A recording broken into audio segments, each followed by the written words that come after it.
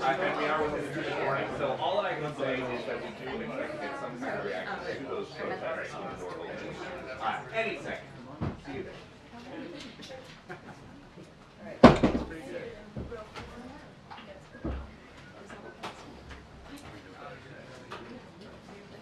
Yeah, no, I'm still here. I'm just going to sit down just for so that. Right, just don't want to block that. But I'll be here. Just don't talk. It doesn't matter what. How are you? You want to, Yeah, and look, the White House, their line about the protest so far has been that as long as they stay peaceful, that people have a right to express themselves, but they do generally condemn that kind of rhetoric. But there's also a lot that they need to talk about concerning the relationship with Israel and next steps now that we know that Israel was told, or the White House was hoping, back-channeling that they would not respond the way that they did last night. So we'll throw it back to you, and I bet that the door opens as soon as I stop talking.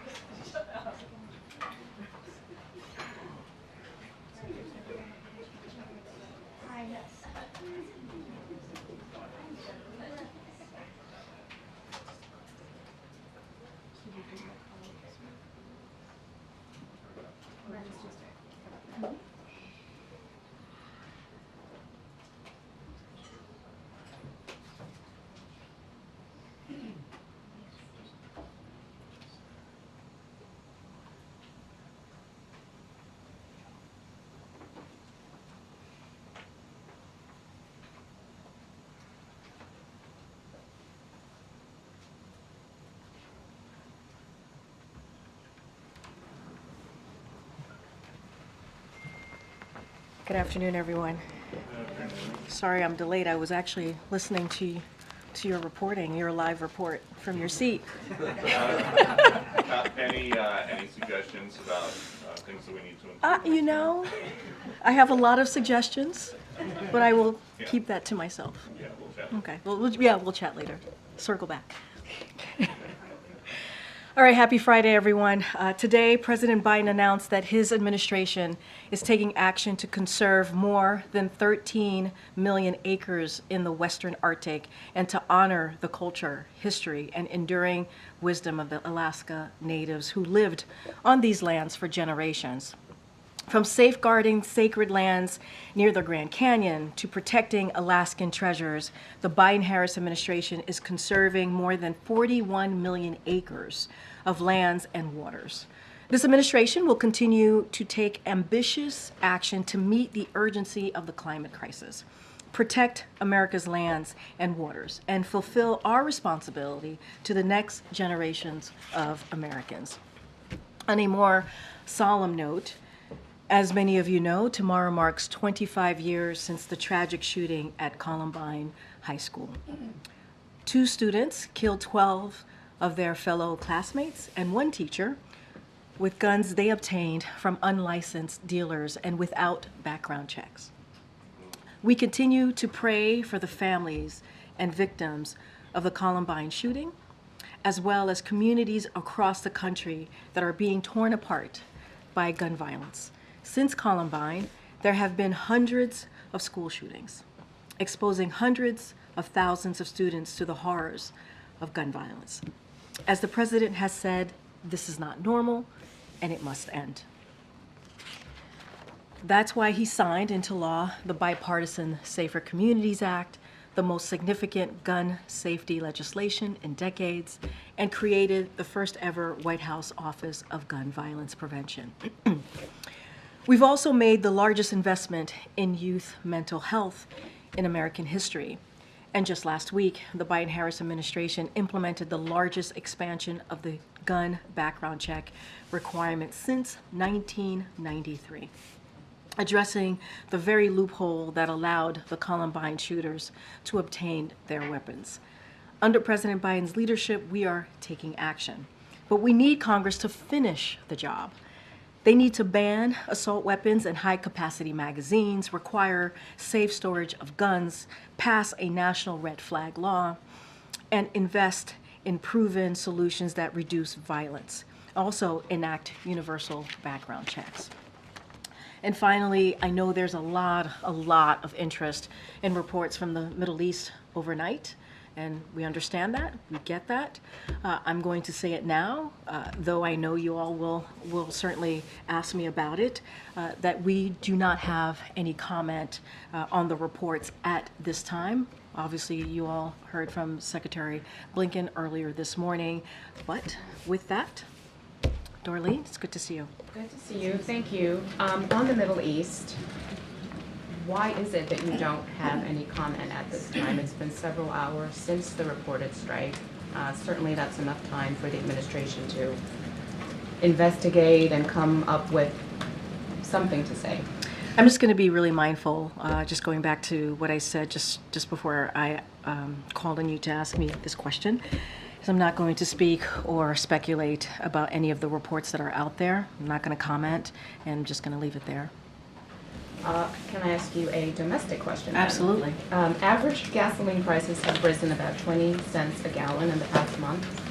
Oil production, domestic oil production is down slightly from its recent peak, and now we have the situation in the Middle East. How concerned is the administration about the combination of all of those things? So we're going to continue to watch the markets very carefully.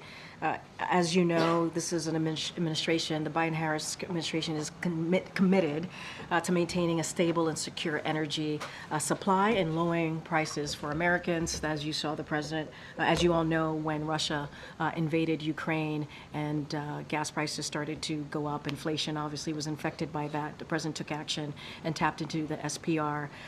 So obviously we are focused on securing energy supply and, like I said, lowering prices for Americans. The United States' current record domestic oil and gas production is helping meet our immediate needs while we make the historic investment needed to transition into clean energy economy. But obviously, we're going to continue to watch the markets carefully.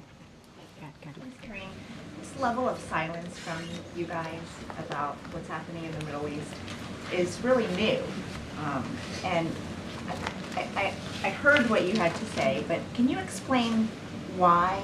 Because the official line that we're not going to talk about this, that is the line, that is the choice. Mm-hmm. Is it part of your strategy to de-escalate?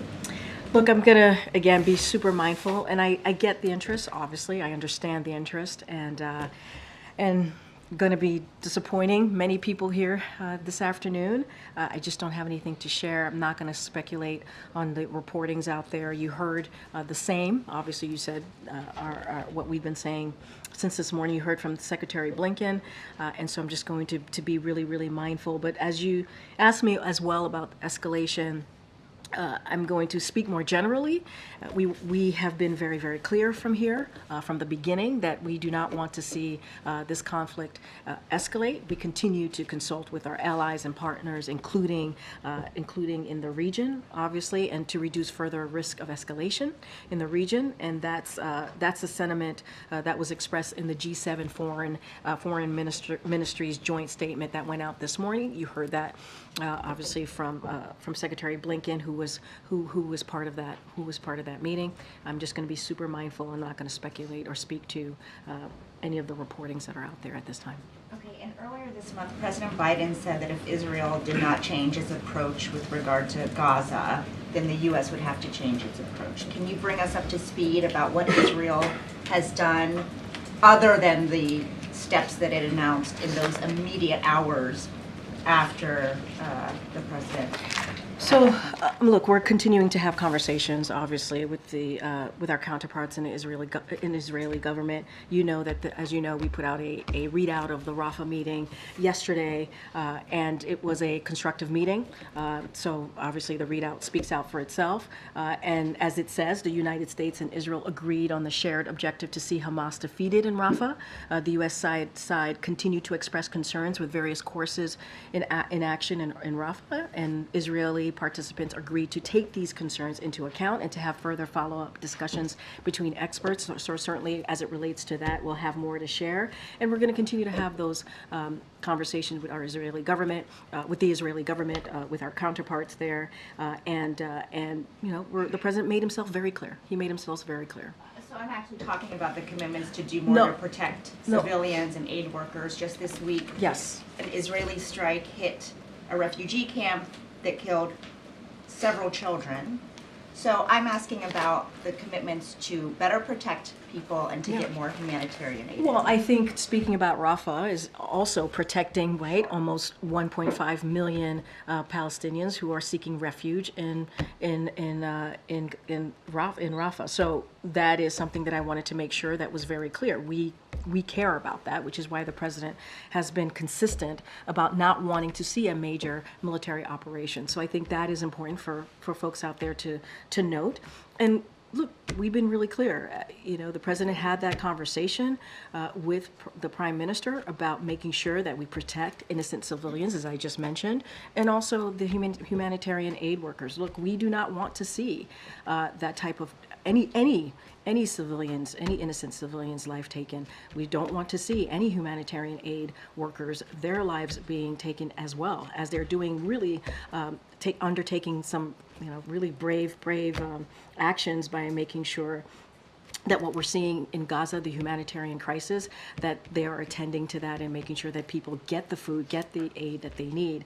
And so we're going to continue to have those conversations. The Israeli government said that they're going to take action, and we're going to continue to obviously speak with our counterparts there. Thanks.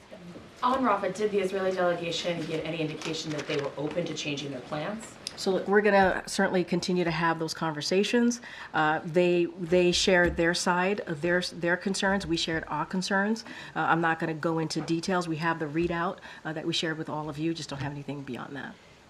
After the G7 meeting, the Italian foreign minister today said that the U.S. was informed by the Israelis at the last minute about this counterstrike in Iran. Is that accurate? I'm not going to speak to our diplomatic conversations. And then domestically here at home, a third Republican is expected to join the motion to vacate Speaker Johnson from his post. Would the president encourage Democrats to save Speaker Johnson and his job? Was that part of the conversation that he had with the Speaker on Monday? Well, I'll say this, and we've been very consistent, and I think that what I'll say will answer the question. We do not get involved when it comes to leadership in whether it's the Senate or in the House. We're very mindful. That is something that the members, in this case, the members in Congress have to decide on. As it relates to Democrats, Leader Hakeem Jeffries, that's something that he and his caucus have to make a decision on. We do not get involved. The president doesn't have any opinion about We whether do not. Democrats should help save a Republican speaker in his job? I mean, I've been asked this question many times, whether it's on the Senate side or the House side in the last 2 years, almost 3 years, when we've gone through these types of exercises, or the House has gone, in particular, has gone through this exercise, and we've been pretty consistent. There's nothing new here. We have said we're not going to involve ourselves in this. This is something, in this case, for members of Congress to decide. Thanks, Karine. Just about the call yesterday between U.S. and Israel, to what extent did Iran come up on the call? Look, I'm going to be super mindful. I'm just not going to speak to diplomatic conversations. Obviously, we put out a readout, and so I'm just going to leave it. Not going to go beyond the There readout. was a reference to that, but can you at least I'm talk not. about- I'm not going to go beyond the readout that we shared with all Did of the you yesterday. U.S. lobby Israel at all on a smaller scale response? Can you talk to that? Can you talk about that? So I can say that I'm going to be mindful, because I'm not going to speak or speculate to any of the events from last night.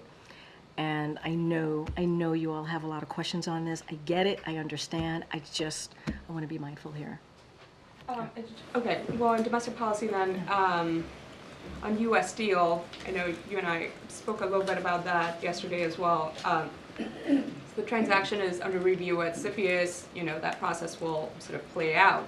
But really, Japan is an ally. So what is really the national security concern here? I mean, is it Nippon's business in China?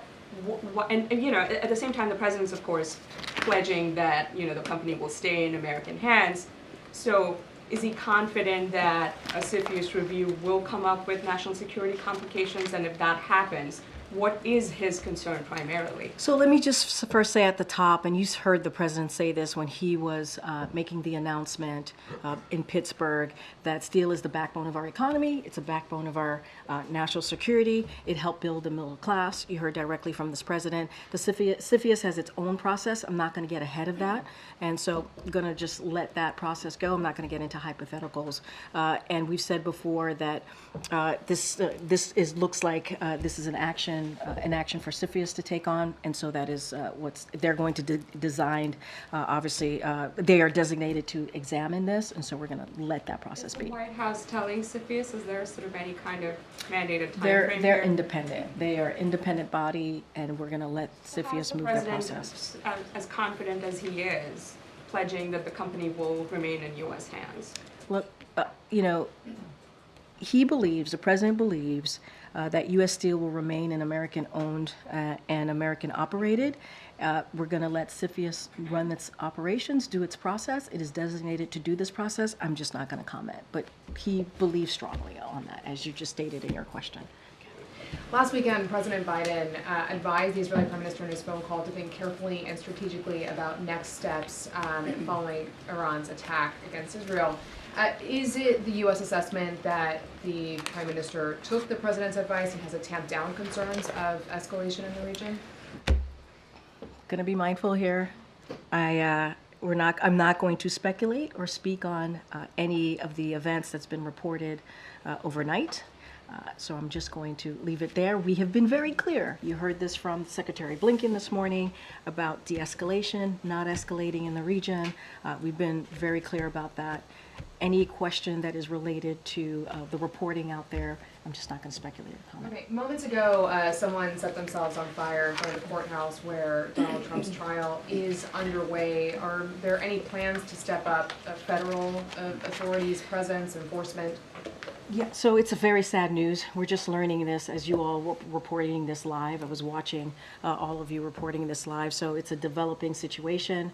So I would direct your comments, your question at this time, at least to what's happening currently to local authorities. I don't have anything beyond what you all are reporting. It's just happening and it's developing. It's obviously a very sad news. Another question. More than 100 people protesting the war in Gaza were cleared off the Columbia University campus yesterday and arrested.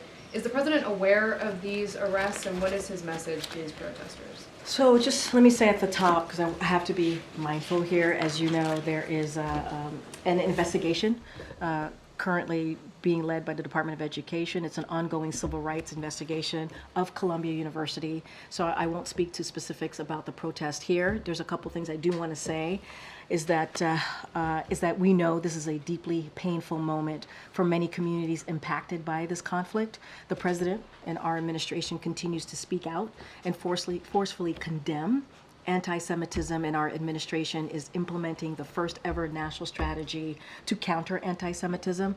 In recent months, we've seen a shocking rise in anti-Semitism, Islamophobia, and anti-Arab hate in the U.S. and around the world. He has also been clear that hate has no place in America, whether it is based on race, religion, gender identity, sexual orientation, disability, or any other form of hate, which is why there is no place for discrimination on college campuses or anywhere in America. The president also believes that free speech, debate, and non-discrimination on college campuses are important American values. When students are subject to hostile environments because of their faith or ethnicity, schools must act. Students must be safe to learn, and that's where we stand on that one. And just to follow up on the protests, I get you don't want to go into specifics, but what does the president think about young people in America saying things like, "We are all Hamas and long live Hamas"? Okay. I will say, Look, this is a president that has been, since he's been in office, and the reason why he ran has been very clear about what he witnessed in Charlottesville. Let's not forget what we saw, the anti-Semitism, the bigotry, the hate that we saw in the street of Charlottesville, which, as I just stated, was one of the reasons that he decided to run. And no president has taken more action to combat anti-Semitism than this president. And so, in our national strategy, we made clear that when Jews are targeted because of their beliefs, because of their identity, or when Israel is singled out because of anti-Jewish hatred, that is anti-Semitism, and that is completely unacceptable. I do have to ask you about a different topic. Oh, Why is President Biden saying that his uncle Bozie was eaten by cannibals? so I answered this question yesterday. I believe I've seen some clips on your network about me answering this question. I don't have much to say beyond what I said to some of your colleagues. Look, I was there. I think you traveled with us too to Pennsylvania. I'm not sure if you were there at the memorial in Scranton. The president had a emotional and I think a symbolic moment. He had an opportunity as president to honor his uncle's service in uniform. He had an opportunity to be there as president to speak to the bravery of his uncle, and not just his uncle, but many U.S. service members that put their lives on the line on behalf of this country. So his uncle, who lost his life when the military aircraft he was on crashed in the Pacific after taking off near New Guinea, the president highlighted his uncle's story as he made the case for honoring our sacred commitment to equip those we send to war and take care of them and their families when they come home. And as he iterated, the last thing American veterans are, or the last thing Americans should be called, are suckers and losers. And that is, those types of words should not come from a commander-in-chief, as we have in the past. And we should actually be lifting up our American veterans and honoring them. And that's what you saw from this president. And I agree, Second Lieutenant Ambrose J. Finnegan was a war hero, but the Pentagon says, for unknown reasons, the plane was forced to ditch in the ocean. Both engines failed at low altitude. Why is President Biden saying he was shot down? There's no evidence of that.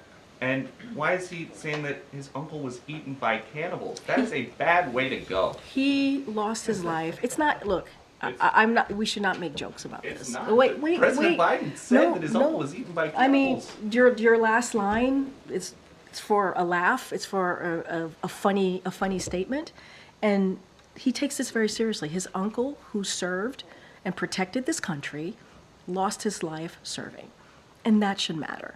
You have a president that lifts up our U.S. troops, our American veterans, every day, who thinks about them, who actually thinks they're all heroes, and they are. And you have a former president who disrespects that, who doesn't honor that. Said it as president, suckers or losers. That's what he said. Where did the cannibalism come from?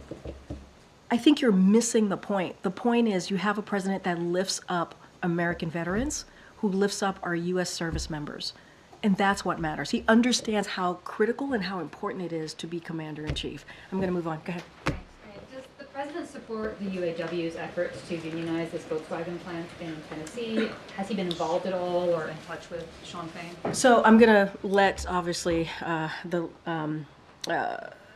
the union speak for themselves. I'm not going to comment on what's currently happening. You hear the president say this. He was in Pittsburgh. You saw how union members reacts to this president. He is the most pro-union president ever. And we're going to continue to lift up union members. We believe that they should certainly be paid fairly. We believe that they should get a contract that is fair. And we've said that over and over again as it relates to this particular situation that's happening. I'm just not going to speak to it. I'm going to let the union deal. Okay. Karine, I know you alluded to this, and you said that you didn't want to speculate, but we're not asking for speculation. We're asking for an official response. And given that U.S. taxpayers give more than $3 billion each year for military defense systems to Israel, shouldn't Americans have a response from this administration more than 12 hours after this attack? I appreciate the question, and I understand the importance of the American people, who, you are correct, they are taxpayers. And I want to be incredibly mindful here, and I understand the interest here, and I'm going to continue to say I'm not going to speak to this or speculate about the reports out there. That's not going to change, and just going to be super mindful. So last week, the president warned Iran, he said don't, when he was asked his message to Iran about retaliation. They did it anyway. He urged Israel to show restraint, and Israel, according to the reporting, has retaliated. Does the U.S. have any leverage in the region? I know this is not going to be satisfying. I'm not going to speak to any of the reports out there. I'm just not going to do that, not going to speculate. I will say, and you've heard this from my NSC colleagues, and you've heard this from many of us here at the White House, the President and the Prime Minister have a long-standing relationship that goes decades. And because of that long-standing relationship, they are able to speak very honestly with each other and have difficult conversations when it's necessary. That is the type of friendship that they have. I'm just not going to speak to any of the events that's been reported. Yeah, Justin. Thanks, Karine. I appreciate you aren't ready to speak to it right now, but I don't think we're expecting to hear from you guys again until Tuesday. Can you make some sort of commitment to, brief on this before the middle of next week? Look, what I will say is that I don't have any schedule to announce or anything to share about, speaking on the reports that are out there or making a comment. I wouldn't expect anything further beyond today. But again, want to be super mindful. Not going to speak to this. Not going to give comments. No, I understand, but it's hard for me to say to you before Monday. I don't have anything in the docket. I don't have any schedule to speak to at this moment, at this time. I just can't speculate or speak to any of the reports that are being, any of the reporting from the event overnight. A couple domestic ones then. Sure. There's reports overnight that Sony is discussing a bid for Paramount. It would push consolidation in Hollywood and among studios to some of the tightest we've ever seen it. Considering the White House's push for competition, do you guys have any concerns about such a deal? So look, as you mentioned, the Competition Council is something that the President put together because he wanted to make sure that there's fair competition out there. So obviously it's important to have that Competition Council. I'm not going to speak on the potential action that may be taken by Sony. I'm just going to leave that there. And on 702, Senator Durbin, the Democratic whip, has not backed down on his push for an amendment that would require warrants for certain information. Does the White House feel confident that this is going to get through the Senate today to avoid the lapse that would happen if it wasn't reauthorized? And why do you think you've been unable to convince Senator Durbin not to push forward with this? On which piece? The amendment on 702. Yeah, on FISA. So also going to be careful here. I don't want to get ahead of the most important point here, which is the provision underpinning the government's most critical foreign intelligence tool. As you know, Section 702, which is also FISA, is going to expire today, and along with other provisions. Look, Section 702 provides irreplaceable information on almost every threat that the American people expect their government to find and stop: terrorist plots, illicit fentanyl, ransomware, and other cyber attacks, Russian war crimes, and many more. And so we're going to continue to urge the Senate to act to authorize it now. It is the bipartisan bill is currently, as you just stated in your question, in the Senate, and so we strongly support it. And so we're going to continue to have those conversations with Senate members on making sure that we move forward with it, encouraging to pass it. This is something that our Office of Leg Affairs, obviously National Security Council, has been on top of, not just this past week, not just today, but for several weeks now. And we want to strongly see it move forward. And as you can imagine, we're having conversation with senators. And so hopefully we see that. Okay. Thanks, Karine. Just going back to the Columbia protests really quickly. Does the president see these arrests as a threat to freedom of speech or assembly? I mean, look, I got to be super careful. I got to be really mindful. There is an investigation currently happening ongoing with Columbia University about the Civil Rights Act, that's under the Civil Rights Act, and so going to be super mindful. I laid out the importance of freedom of speech, but also the importance of making sure that students don't feel fearful, and making sure students are able to go to school feeling safe. And so I have to be really, really careful here because there is an investigation, and so I'm just going to leave it there. I'll say one more thing. We understand that this time is incredibly painful for many Americans, and at the same time, right, it's important for schools to protect students. It is one of the things that we have to do as respecting, and also they must do this respecting freedom, their freedom, obviously, to debate on their campuses. But students should feel safe. And one more, please, if you don't mind. Yeah. The president has made a lot of policy, notable policy moves recently with student loan, debt forgiveness, and the steel tariffs, and the drilling moves in Alaska. Are all of these, can you just talk about why are these happening right now? And are they an attempt to kind of just shore up the Democratic base? Look, I would read this as what the president promised in 2020. What the president said when he walked into this administration. He said, climate change is a crisis, is one of the crises that we are dealing with, not just here in this country, but obviously globally. And he has been incredibly progressive on this, taking actions that we have not seen any other president take. And so this is his commitment. I would see this as a commitment that he has made, not just to young people, but to Americans, as our role as the United States, obviously as the United States of America, to make sure that we are doing our part in dealing with climate crisis. And that's what you're seeing. You're seeing that from this announcement today, but from many other announcements. So it's not just now. He's been doing this from day one of this administration.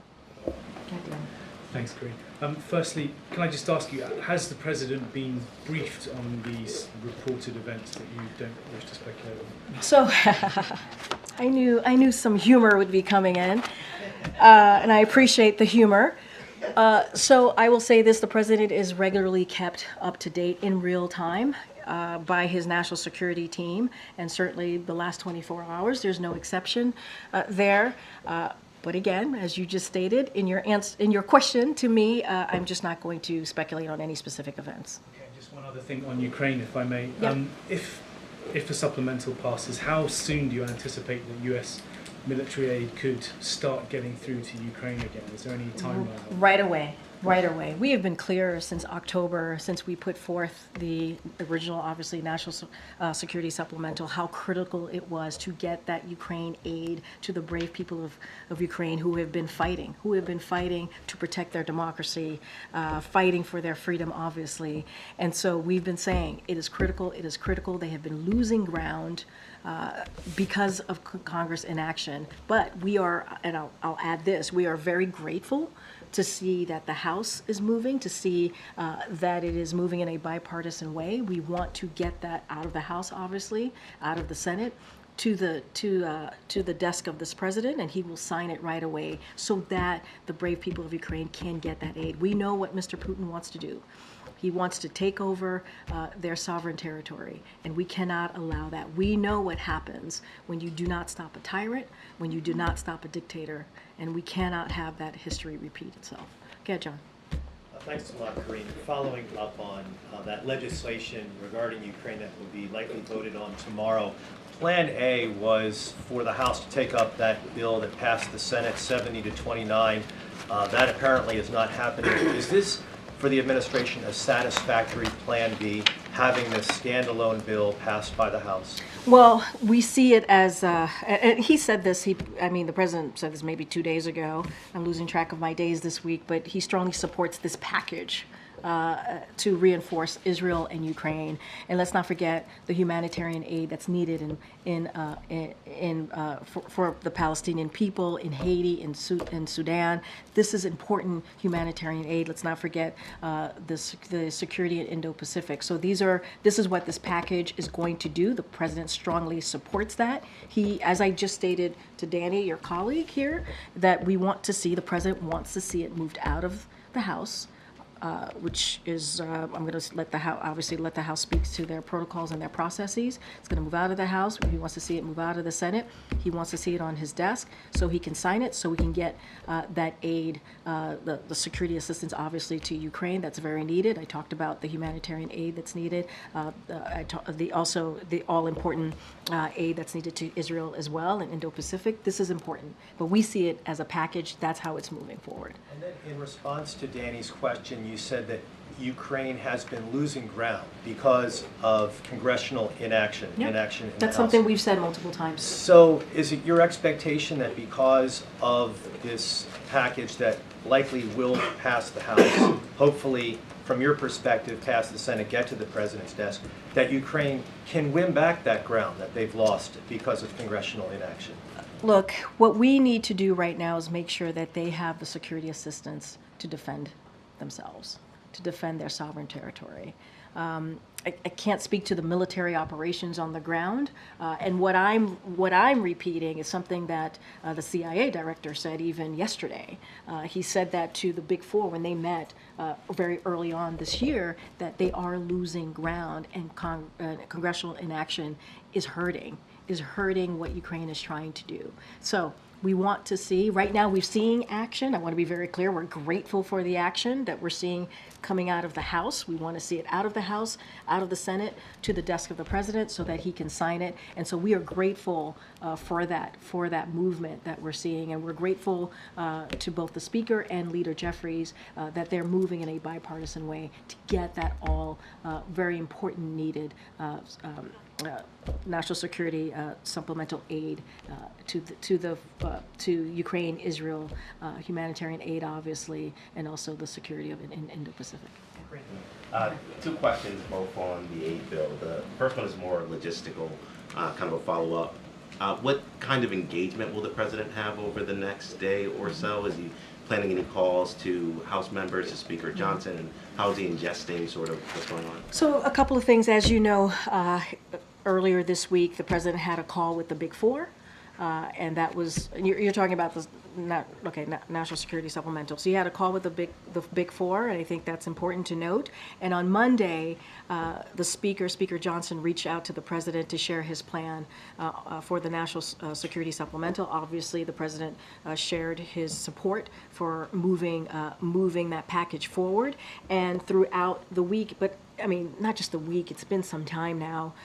You have our offices here, Office of Leg Affairs, other advisors to the president, meeting, talking regularly with leaders in Congress to talk about, to offer any assistance here, but provided consistent briefings, continued consistent briefings. That hasn't stopped on pressing national security needs. And so those conversations continue. The president has been very much engaged in this week, this past week. And so, look, we want to see this moving. We want to see this moving. We're grateful to the leaders for getting this moving. Certainly looks like out of the House. We want to see it moved out of the Senate, get this signed by the president so we can get that all-important national security needs to protect our national security, obviously. But anything as it comes over the finish line over the next day or so? Don't have anything from the president himself reaching out. Don't have anything else to share, but the president has been engaged. He talked to the Big Four, and Speaker Johnson called him to lay out what was in, how he was moving forward, what was in the package, and we appreciated that. Let me ask just one more. Yeah, sure. The president is a student of history. He ran largely on returning norms to Washington. Yeah. What does he think about the fact that, for the second time in 7 months, we're kind of knocking on the door of ousting another House Speaker? So, I mean, you said something that I probably should have said in my answer to you about how we're moving, how the National Security Supplemental is moving. Look, it's moving in a bipartisan way. You're right. The president believes in the way to get things done for the American people, to do it in a bipartisan way, and that's what we're seeing with this National Security Supplemental. Because it's not just about Ukraine and Israel and Indo-Pacific. It's also about our own national security, which is why it's important that we step in, and this is why it's important that we move quickly here. And so I think that's important to note, that we are seeing a bipartisan process here as it relates to our national security. Look, that is a question for House members to speak to. It is their decision on who their speaker is going to be. So that is something that they have to deal with. What the president wants to see is to make sure that really important initiatives, really important issues are moving forward, and that's what we're seeing with the National Security Supplemental. Again, I know I have to wrap. On the National Security Supplemental, there's language in it that has the language that would force the sale of TikTok that could eventually lead to a TikTok ban. That stalled in the Senate. Is the White House concerned about legal challenges that might come to that piece of the bill? Look, we have expressed strong support, obviously, for the package, and certainly we'll continue. The national security package certainly will continue to show our support, as I've been doing for the past few minutes here. And it was this bill, obviously this national security package includes this bill, as you just mentioned, which has improved thanks to the leadership of members of the House and the Senate. So in that, what you're talking about, the TikTok divestment, not a ban of the app TikTok, there's been improvements in this made by both chambers, and so we're proud to see that. And just to be very clear, it is not a ban, it is a divestment. It would ensure that ownership of these apps wouldn't be in the hands of those who can exploit them and to do us harm. And so that's how we're seeing. Will be a ban. Well, that's not, look, let's see where this goes. We support the package as it certainly stands. There's been improvement made to it. We think that matters. We see this as a divestment, not a ban. And it is important. This is another piece of our national security and protecting our national security, protecting American people. So making sure that they don't get exploited and that harm could be done. Go ahead, Garen. Ahead of the cannabis holiday 4/20, a few advocacy groups, including the Drug Policy Alliance and SPLC, sent a letter to the president thanking him for his actions on marijuana reform, but they say that it falls short of promises he made when he was a candidate in 2020 that he would decriminalize marijuana.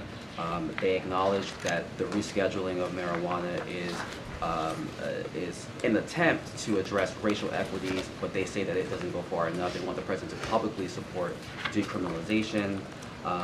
Does the White House believe that it has done enough as it relates to the issue of marijuana reform? I mean, look, on decriminalization, the president has been very, very clear. He doesn't believe that anyone should be in jail or be prosecuted just for using or possessing marijuana. He continues to say that. He believes that. As you know, he asked the Secretary of HHS and the Attorney General to initiate the administrative process to review how marijuana is being scheduled. HHS concluded their independent review, which was guided by evidence, by science, which is what we believe here in this administration. And now the scheduling review is now with the Department of Justice. And so certainly the process is still going, the review is still going, so DOJ has this. But the president has been really, really clear about how he feels about the people being prosecuted just for using or possessing marijuana. That has not changed. And now HHS did their review, and now DOJ. It's in the hands of DOJ. Any future announcements, whether future pardons or anything else? I don't, as it relates to pardons, I don't have anything to preview at this time. But look, there's a review that Department of Justice is currently undergoing, so we got to let them do their review. The president's been pretty clear on where he stands on this, and so I would refer to Department of Justice on any, on rescheduling and their review. I do have to wrap it up. Madam. Go ahead. Thank you, Karine. In light of recent events that we're not discussing, is there less pressure on the president to condition aid to Israel? Not going to speculate on any of the events that have been reported. Me answering that question would be speculating on those said events, so I'm not going to speculate on those events or any of the reports that are out there. And I know that is not satisfying to all of you, but that is where we are. Yep. The House Israel bill includes a provision that congressional notification of foreign military financing obligation may be waived under emergency authority of the Secretary of State, which means up to $3.5 billion of weapons can potentially be provided to Israel without notifying lawmakers. Does the administration believe that the American taxpayers have the right to know what kind of weapons we're sending to Israel? So let's let the process move forward, but you have heard from me, you've heard the president, we support this package. This is about our national security. This is about, making sure we saw what happened, obviously, with Iran and what happened recently, earlier this week, and how they, and what they did and how they attacked Israel. So we understand, right? We understand that we have to continue our strong commitment to Israel's security. That continues to be ironclad, but it's not just that's in the national security package. We're also talking about Ukraine. We're also talking about humanitarian aid to the Palestinian people, to the people of Sudan and Haiti, and this is really, and the security of Indo-Pacific, obviously. So we support that package. I'm not going to get into speculation here. Let's let the House do their process and the Senate do their process. And just one last one, Corinne. I know that Jake told us that he's consulting with allies and partners on the Middle East issue. I was wondering, has the administration had any conversation with China regarding the Middle East since last Saturday? Don't have anything to share beyond the readout that we had when the president spoke to President Xi. Outside of that, don't have anything else. All right, thanks everybody. Thank you. Thanks everybody. Thank you. Have a good weekend.